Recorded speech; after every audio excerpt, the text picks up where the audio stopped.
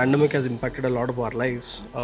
Every business has been shaken, and startup world is no less. And we are the major hit because we are the micro businesses, not the major ones, right? With no cash, no capital, in fact.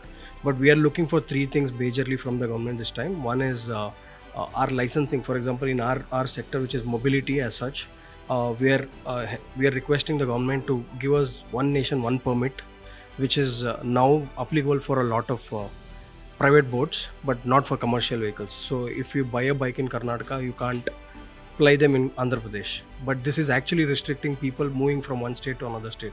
So which is in fact restricting the tourism as such.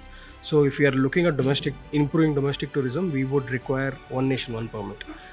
The second thing that we are looking at is the tax slabs on our essentially two-wheeler rentals, right? So it is 28%, and it is acting like a luxury goods. But if you see our delivery boys like the Swiggy or Zomato delivery boys use our bikes, and for them to pay 28% GST is really a painful thing.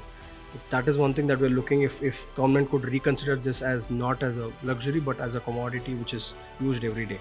And the next thing that we're looking forward is the capital raise, right? So capital raise, domestically raising capital is very hard, and Indian banks have very strict laws, right? For startups, at least for the first 3-4 years, it is very hard to show profits.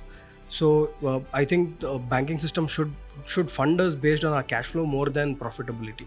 So there should be some kind of a relaxation on those when they're funding startups. These are the three things that we are expecting for this year's budget.